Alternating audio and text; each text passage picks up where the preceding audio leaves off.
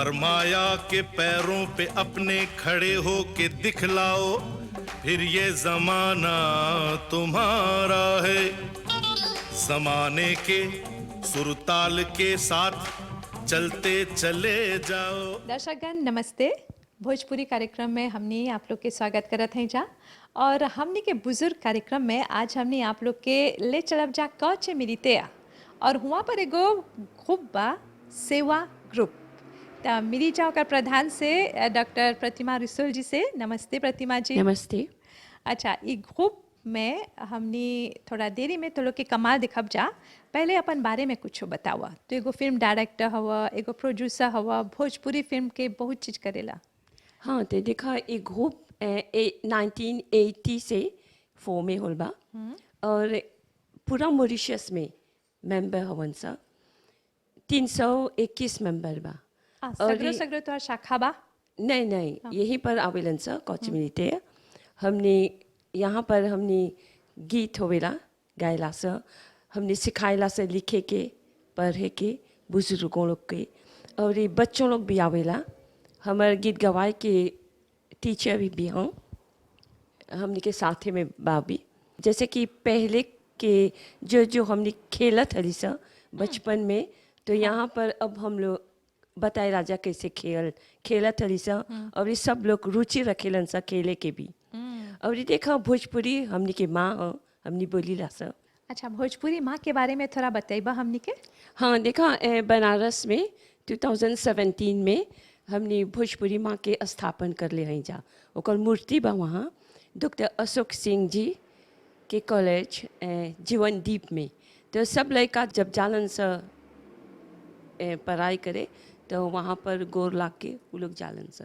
तो हमने के ऐसा बा कि हमने के भोजपुरी माँ के भी स्थान बहुत ऊंचा दे देले हैं सब। भोजपुरी हमने के मातृभाषा हो, तो हमने के भोजपुरी माँ हो। अच्छा, तो आज के कार्यक्रम में हमने देखब जा नाटक, गीत गवाए भी होई, और खुशी की बात बा कि आज के गीत गवाए में एगो पुरुष के आवाज़ भी हमने सुनब जा, धनीलाल जी के। हाँ जी। और साथ में देखब जा पुराना खेल जो हमने भुला गल हैं जा, वो सब तो लोग के याद हुई। तो चला देखी जा आज सेवा ग्रुप कौचे मिलते में डॉक्टर प्रतिमा रिसोल के साथ ये कार्यक्रम करब जा। अच्छा दर्शकगण, अब हमने प्रस्तुत करब जाए कार्यक्रम के शुरुआत में एगो नाटक के शीर्षक है पगली जाए गीत गवाए में। ये कैसे सकेला होई, आवा देखी जाए नाटक। अरे हो पगलिया के मार, अरे पगलिया के मार। हाँ, क्या बोलत हुआ? हम तो थक गईली। चल अइला इतना जल्दी? अरे कहाँ जल्दी होल बा। अरे ई खेतवा में ना, हाँ, ई चिड़ैया लोग सब मकई खा के उड़ गल बा। तो तू इतना जल्दी चल अइला, सब सफा उफा कर देला, खेतवा में चिड़ै खा लेलक तब मकई। तू तो नहीं आवे खेत में, हमके हाथ बतावे तो हम का करब। तो घर के कमुआ जे हम करत है सब, के करी घर के काम? कौन ची करत हवे? लुगा चपोतत है। अरे ई सधज के का लुगा चपोतत हवे। शादी में जाएगी भाभी। आज शादी बा के का शादी बा? फूलो ल। अरे हाँ रे, फूल लगे शादी बा। अरे ई हवा के झोंका आवता देखो।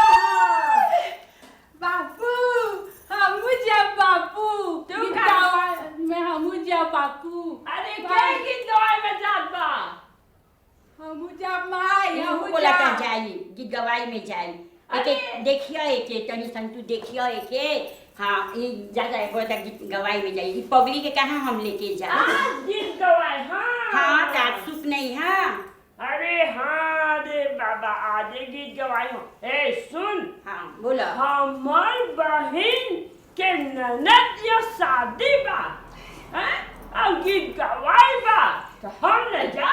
अरे हम तो जाए गीत गवाई में। अरे तो पगलिया के लेके जाइए। तू आज का करे जाइब? आज तो सब औरत लोग गीत गावी। कल तिलक बा, हल्दी बा, तो काल जाइया। अरे हम काहे काल जा। सुन, कौन सी पकाई हवे?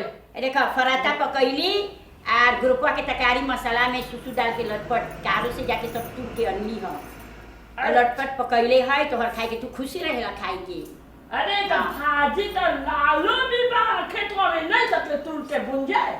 नहीं तो ग्रुपवा के तकारी पकैली बैगन अन्ने है सुसु अन्नी जाके सब तुर के नहीं आजे सब पका देव तो काल का पकी। तो लालो जाके तुर के आग पका के तब जाइए। हाँ अभी हम कहाँ जब कारो पारे हो गई ऐसे अब जाए के तो अभी सब चले जन सा हला करे तो हम कैसे जाब अभी काल जाके तुर के आन के पका देव तो हम। देख चुप रहो छबल छबल खाली खाली रही। हाँ हम संगे छबल छबल नहीं कर।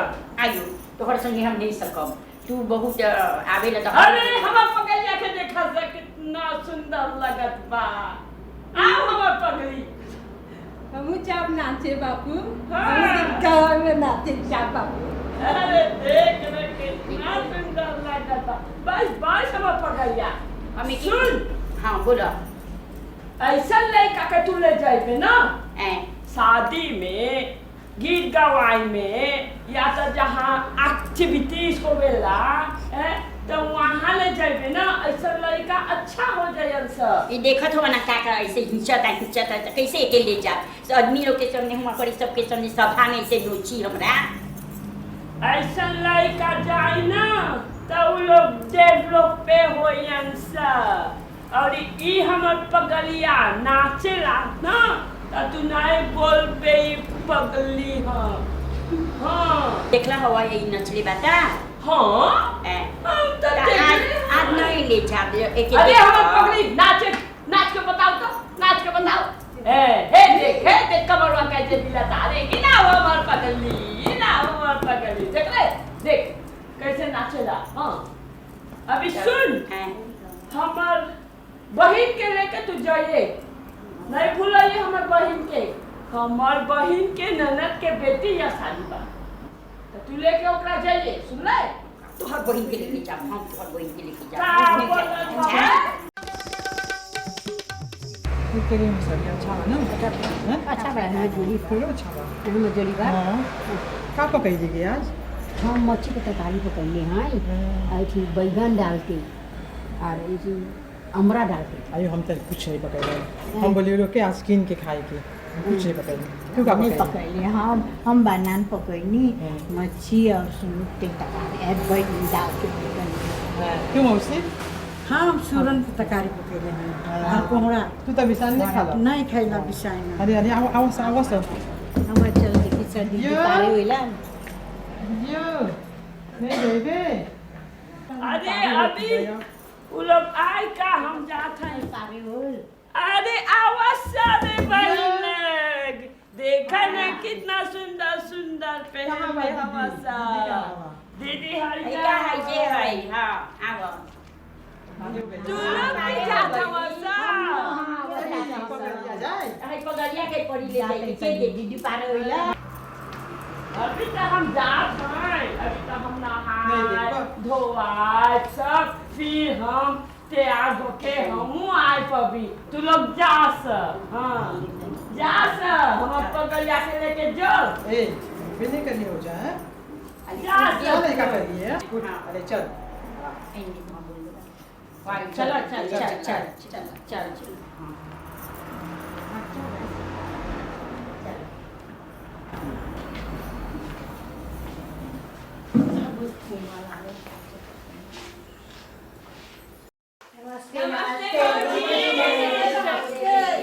भगवान अभी आवत हो सब भौजी लोग।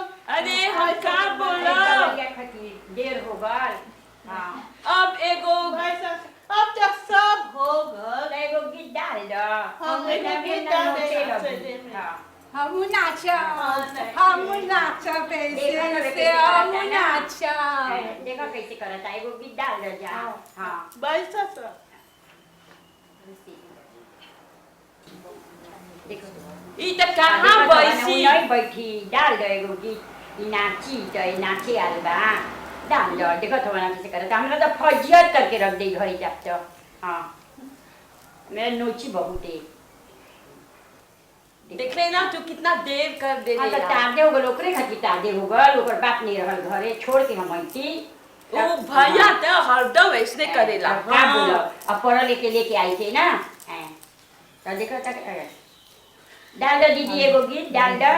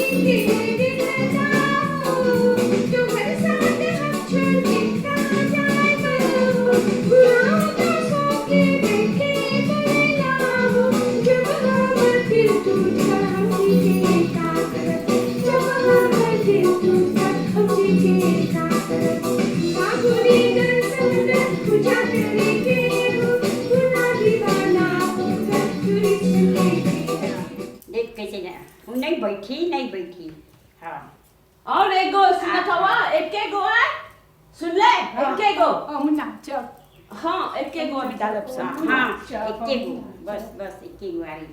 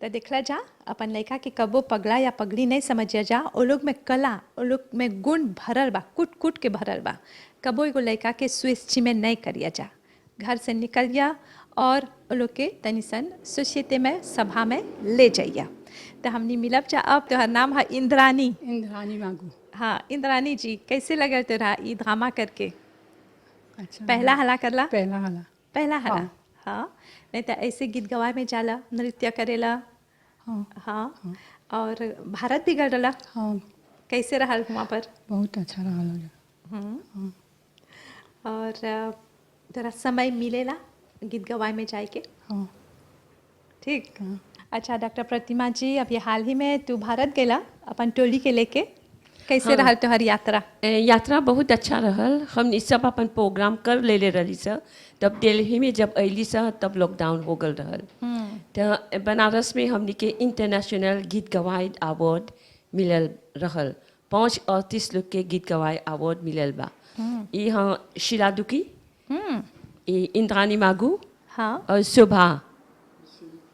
शोभा बिसुनी और ललिता बर्ना और हमी अच्छा हाँ, तो 5 लोग के गीत गवाए अवार्ड मिलल बा। अच्छा शीला दुखी जी तनी सन बतावा था हमने के दर्शक लोग के कैसे बुझाल पहला हला गरला भारत हाँ पहिला हाला गरली सा बॉम्बे गईली सा खूबे घूमली सा सगरो हाँ वहाँ गई आवियों में डरने लगल यो में देजा गल है हाँ चहरल है लोधकी गरली हाँ लागियों गरली त पहिला हाला लेन गईली ना त बॉम्बे पासे होइली सा वहाँ घूमली सा सगरो घूमली सा फोटो सब निकलली सा सब दिखली सा वहाँ होली के दिन गईली सा त वहाँ सब कोई होली खेलते लग हाँ तब देखली से आवत वन सा होली हमनी संगीत हमनी बोली सा नहीं हमनी होली नहीं खेलब सा हमनी सब विजिटे सगरो देखली सा सुंदर बहुत सुंदर रहल बहुत जोली रहल हाँ त सगरो घूम उम के तब दिल्ली गए तय में चढ़ली सा हाँ सगरो चढ़ली सा बड़ी सुंदर बड़ी जोली बड़ी हाँ और मिजे गई सा देखे और फुलवारी से तो देखल नहीं जाता बुझाता फोटो कितना है निकालत ही सा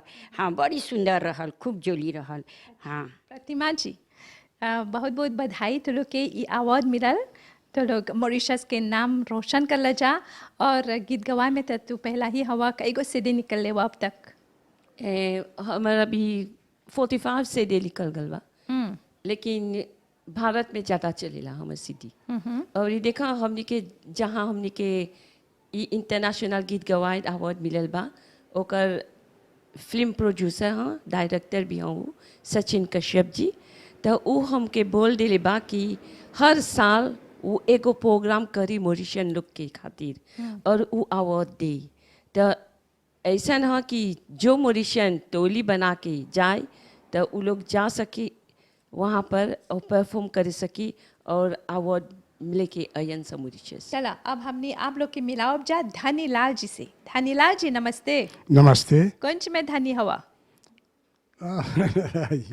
कौन सी बड़ी कौन सी में दौलत खेत संगीत कौन में संगीत सब में हम संगीत में हाँ गावेला लिखेला हाँ बजावेला भी बजाइला हाँ भोजपुरी गीत हाँ तोहर एल्बम बा नहीं एल्बम नहीं निकले हो हम भोजपुरी के गीत लिखीला हाँ लिखीला और गाइला हमी अच्छा हाँ हम ही कंपोज करीला थी मतलब म्यूजिक में हुई सो सब हम कहाँ से सीखला धनीलाल जी तो la musique gagné Mitterrand, gagné Rosebel, la musique सीखे violon, la flûte, clavier, guitare, कब सांस मिला जब काम करत हला या रिटायरमेंट के बाद नहीं अघी से काम रिटायर 2004 में कर ली तो अघी से ही सब ला म्यूजिक जाना था बैठ काम ही सब बैठा था निशा ला म्यूजिक बजावा था निशा गावा था निशा तो यही सब लोग काजों मिलल ड्रामा कर समय में तोहर जिम्मेदारी ने रहा लड़का फैका औरत देखे नहीं शादी नहीं करनी तब प्रीता शादी करनी था तब ऐसे गाइते रहनी ऐसी ही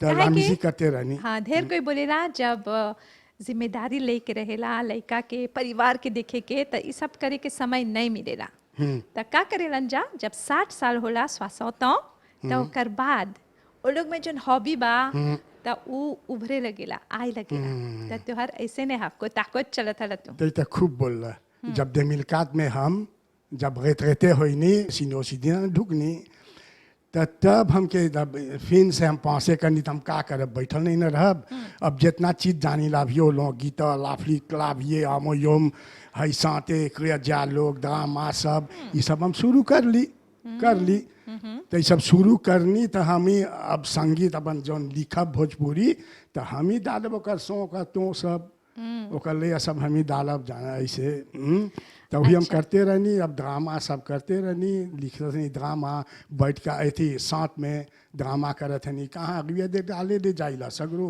कहाँ रहेला जहाँ बोला फौज साइड से अगलिया दे गाले सगरो जाइला हाँ सगरो जहाँ बोलावेलन सा एगो ड्रामा करके जाइला जा अच्छा तो इसने हमके बड़का पार्टनर मिलल कैसे नाम था बोला मलमरी सोल ये सब हमनी था ऐसे हुई नहीं सा तब से बहुत हमने करते आई सादले का देखत हो तो आज हमने के दर्शक लोग के बताब जा कि गीत गवाए केवल महिला लोग ही नहीं करेलन जा बल्कि आज एगो पुरुष भी हवन आप भी एगो गीत गवाए गई बा गीत गवाए में भाग लेबा एगो गीत गवाए में भाग लेब शर्मा जोन लिखीला जोन लिखले हो तो हम गा देबे खूब अच्छा और ऐसे केकर गीत तू जस्ती खुश रे लगाए के देखा ऐसे हम नहीं बोला केकरा गीत राफिक बा मनादे मुकेश सब हवन सा हम नहीं बोला हम तो देख रहे नहीं पहले जब आवत सा मानादी आल रहल सब सब राफिक सब कोई आल बा मुकेश उकेश सब ई सब जैब देखे तो ई सब हम नहीं बोलब कि एकरा खुशी है जस्ती एकरा नहीं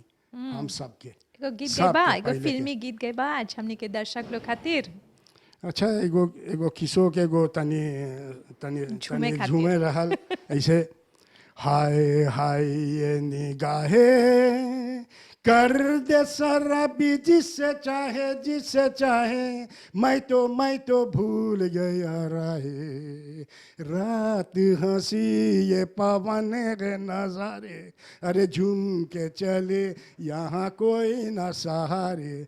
अच्छा तो हर बगल में एगो म्यूजिशियन हवन ओकर से भी मिली जा तो हर लोकेश में हई ये तो हमारे बड़का संगतिया है बाप अच्छा एकाई बजावे ला जब हमके काम लगे एकरे बोल दिला कुछ बजा कोई दे। नाम बा तोहर राजन वही बैरू राजन बैरू जी तू सब ला म्यूजिक इंस्ट्रूमेंट जाने ला बजाए batterie, tabla, deux lots, percussion. Oui, ça. कब से On gagne 35 bananes. Oui. 35 साल से बजावेलन और तू कब से गावेला हम तो बाप नहीं बोला एगो 40 साल हो एगो गए? हाँ एगो 18 ans 16 ans 12 ans बैठका में से तो जाने ला पूर्वज लोग रहल बैठका बनावत हन सा तो लोग ऐसे आवे तो लोग उतना नहीं ना लोग खाली झाल ढोलक में ना तो लोग के अच्छा लगे सुने के मजे है गीत कैसे बा पहले के गीत ही तो जाने ला शिष्य साथे हुए रहल अभी तो ढेर साथे बा फिल्म में तो वही सब बोला था एगो गीत गाता एगो गीत गाता हम वही बजे से हऊ बजैन से ही सब तो हम गाव और संग चलो गाय छोटा छोटा रहनी से तब से हमने के तो बहुत आज एक स्वीप करते आवत याद देखा तो वही हुई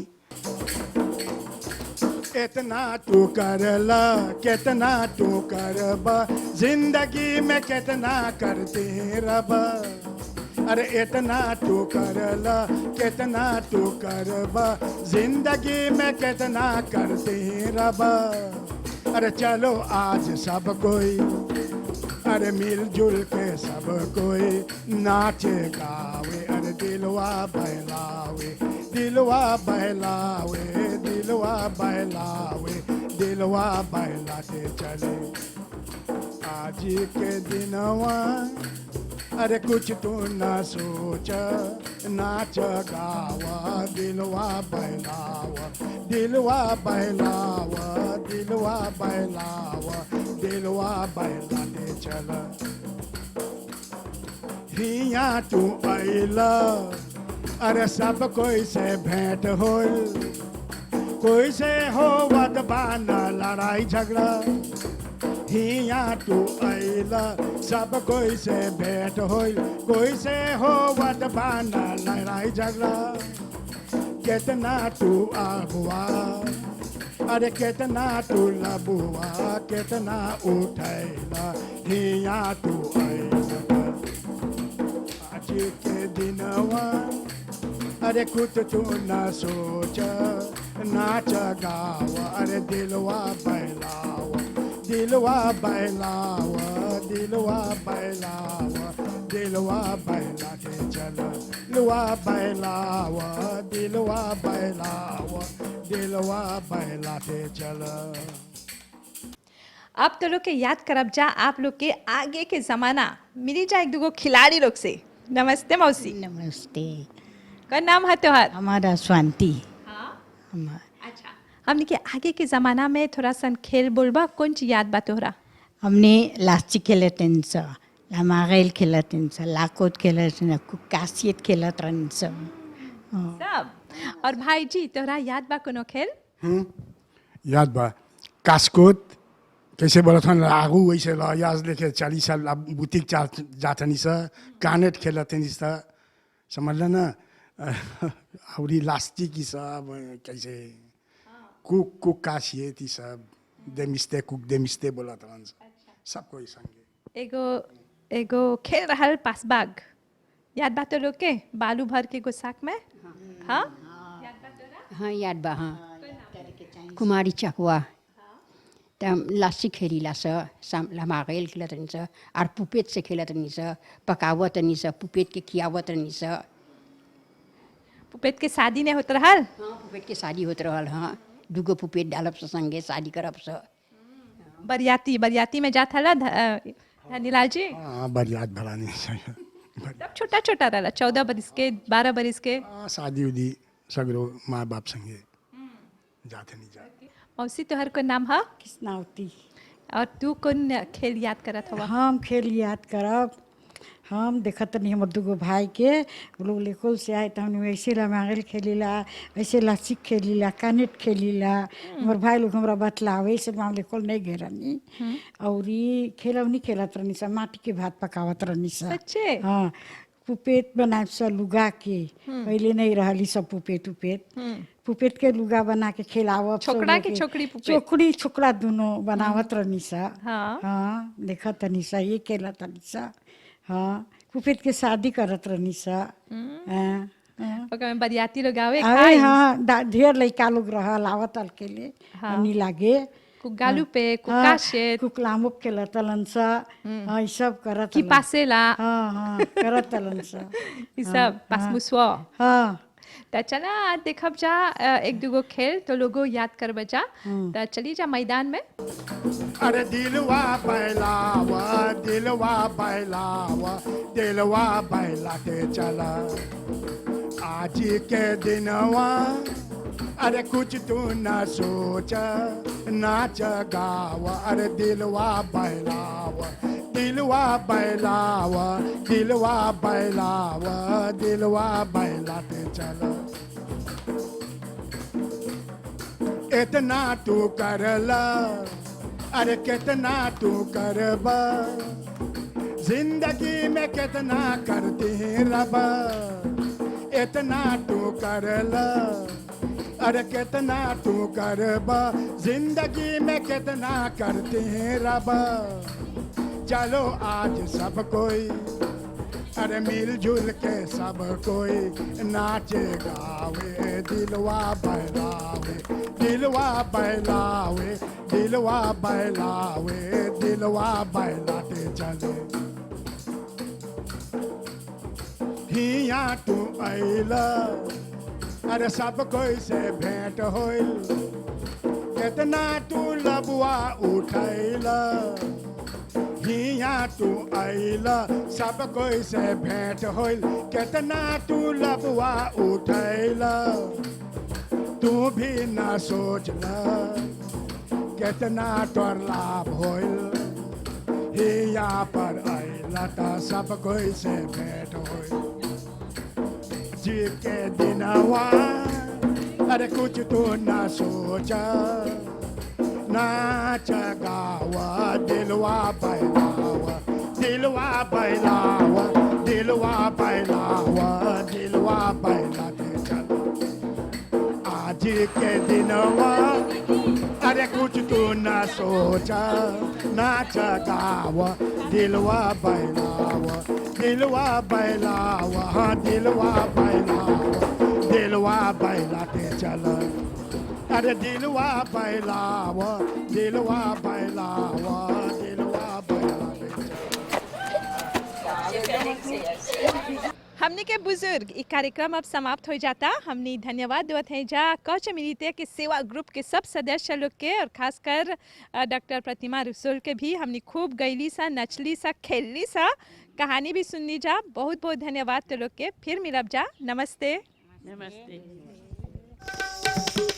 बुजुर्गों ने फरमाया कि पैरों पे अपने खड़े हो के दिखलाओ फिर ये जमाना तुम्हारा है।